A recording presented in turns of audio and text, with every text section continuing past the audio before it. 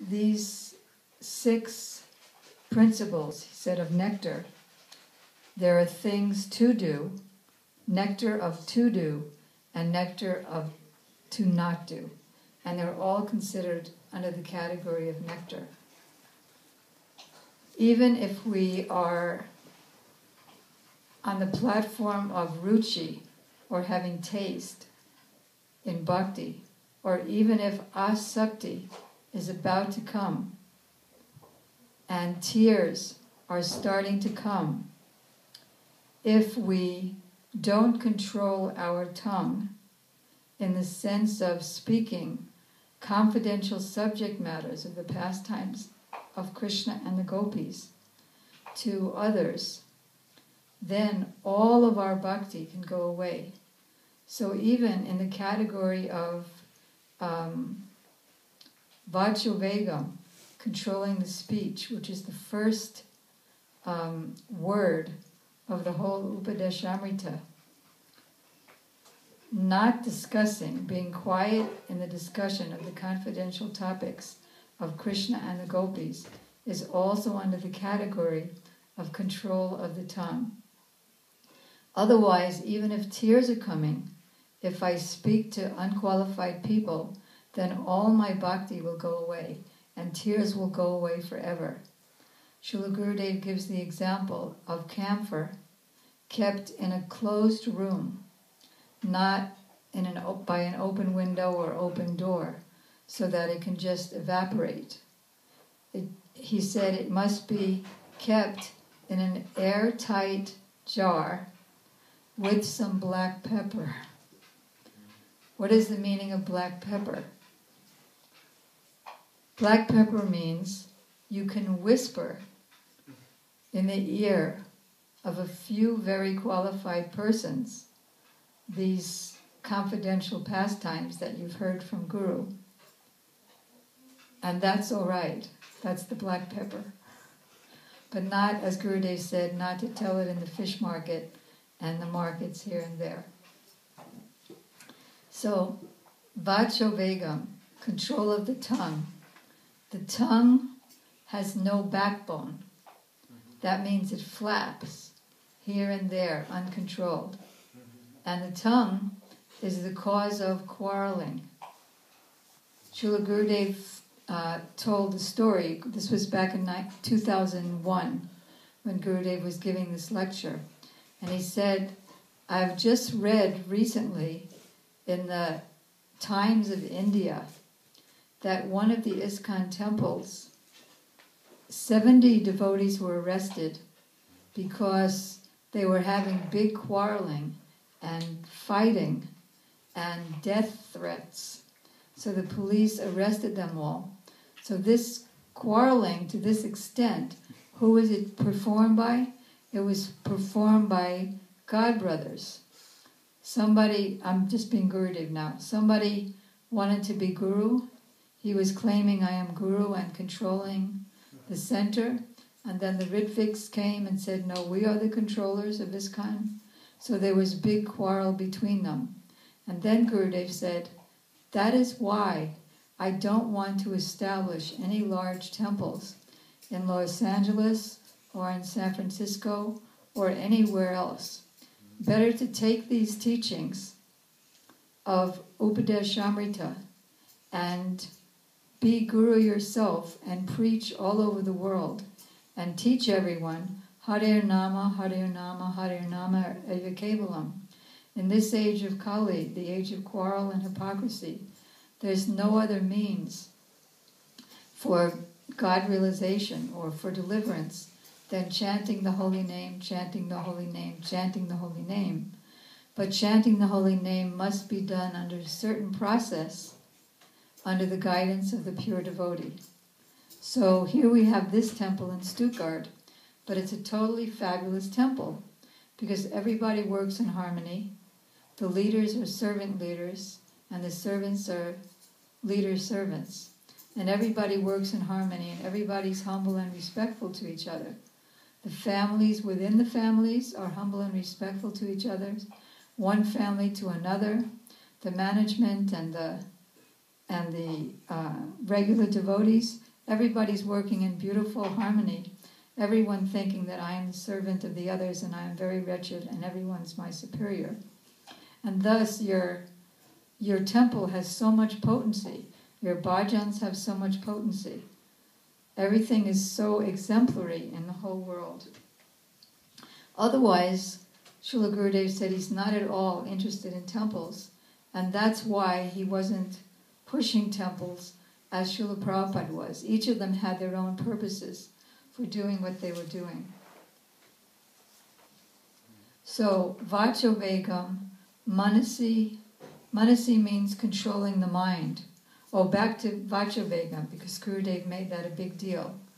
He said that the whole Mahabharata war, where over 640 billion men, million men were killed, and so many other hundreds of thousands were missing, only because of an uncontrolled tongue. That is, once Duryodhana was in this magic palace of Maharaj Yudhisthira, where things were illusory. Like something may be a very shiny marble floor, but it will look like water. And something might look like water, but it will be a very shiny marble floor.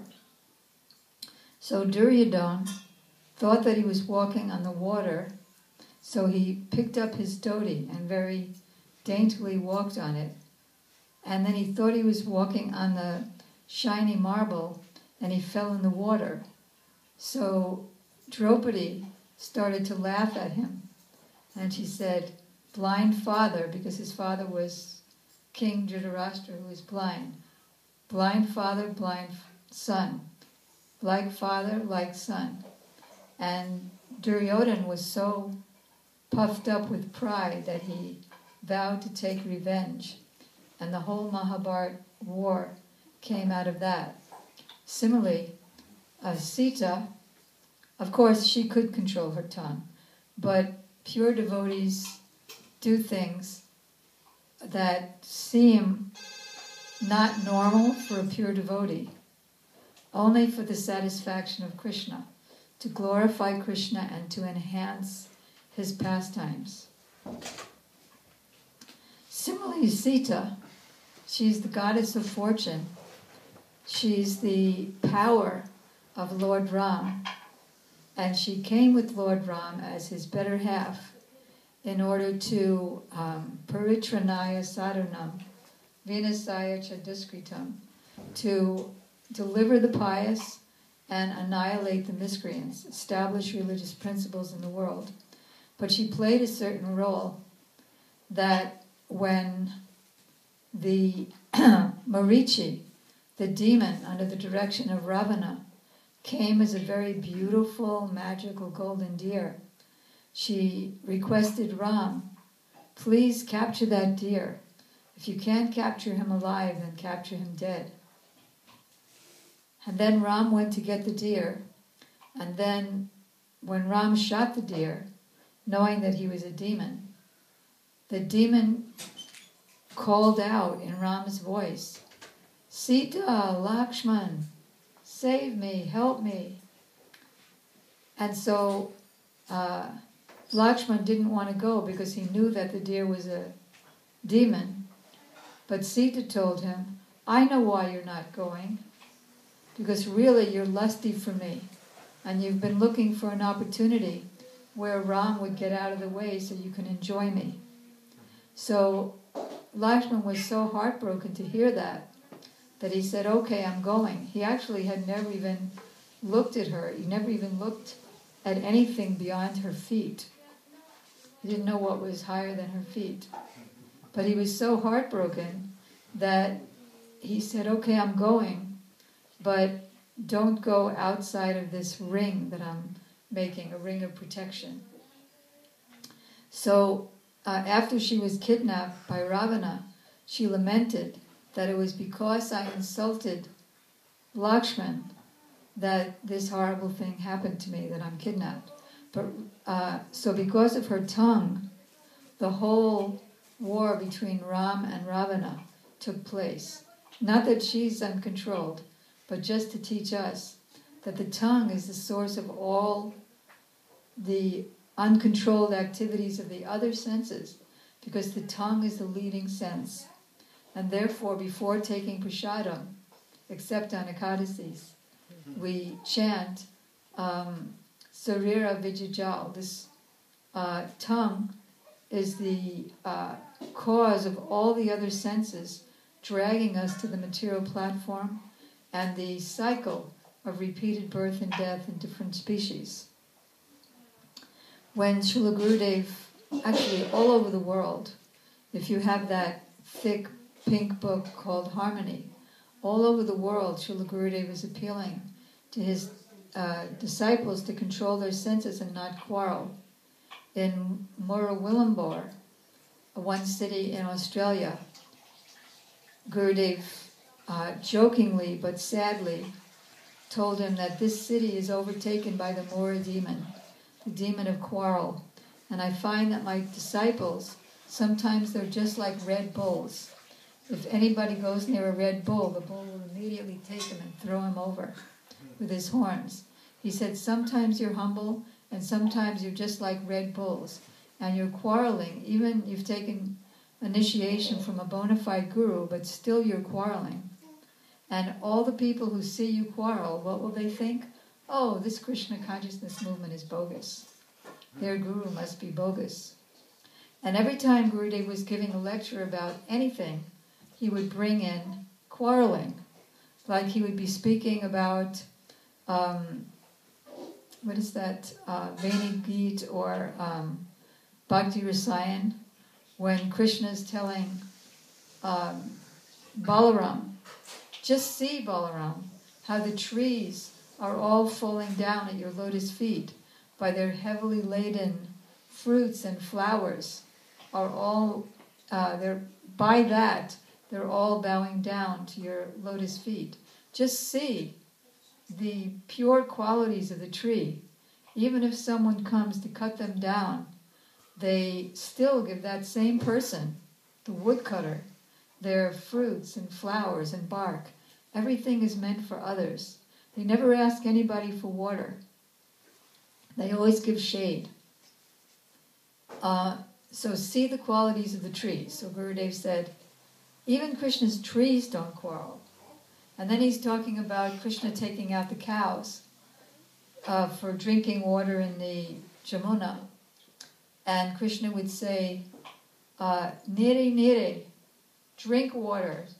Tire, tire, now come to the shore. And let's go back home. Diri, diri, don't bump into each other. Don't quarrel, take it easy. So Gurudev said, even Krishna's cows don't quarrel.